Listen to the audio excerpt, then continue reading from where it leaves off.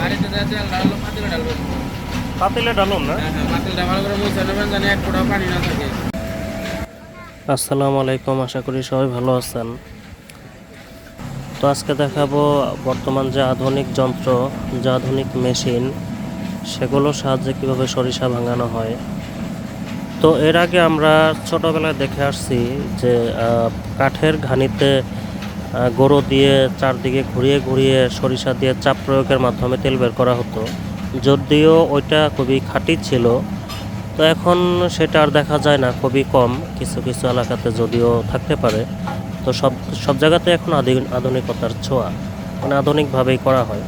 তো দেখতেছেন এই যে খোলটা পড়তেছে নিচে, যে এই খোলটাকেও আবার অন্য একটা মেশিনের মাধ্যমে যার সাহায্যে উপরে তোলা হচ্ছে, উপরে তুলে এই খোলটাকে আবার উপরে দেওয়া হচ্ছে মেশিনের যে কি বলে এটাকে, যে যেখানে খোলটা দেওয়া হয় বা সরিষা দেওয়া হয় সেখানে এই খোলটাকে এই মেশিনের মাধ্যমেই দেওয়া হচ্ছে। তো এই হচ্ছে মানে আধুনিক যাকে বলে। তো অন্য এক ধরনের মেশিন আছে আবার, সেটা ওই খোলটা নিজেই দেওয়া হয়, নিজের হাতেই ভাঙা মানে ভেঙে ভেঙে দিতে হয়। কিন্তু এই মেশিনের মাধ্যমে আর সেটা না, সব কিছু এই মেশিনেই মানে করে দিচ্ছে।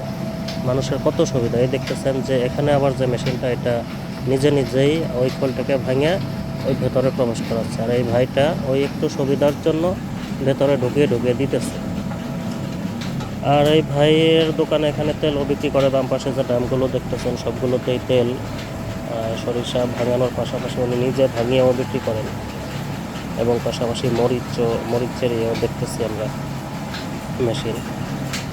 তো এই হচ্ছে মানে আধুনিক যে যন্ত্র বর্তমানের, সেই যন্ত্রের মাধ্যমে কিভাবে সরিষাটা ভাঙা হয়।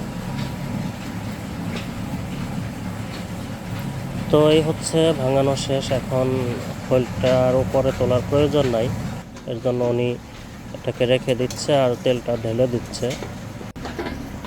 তো আমি একটু আপনাদের জানিয়ে রাখি, এখানে 10 কেজি সরিষায়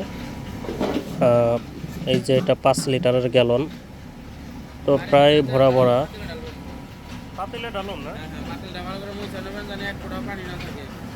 2 দিন পরে এই বোতল আনবেন, এই বোতল আর ওয়াশ করবেন না, এমনি থাকবো। তো এতটুকু তেল উঠছে এই 10 কেজিতে। তো সবাই ভালো থাকবেন, আসসালামু আলাইকুম।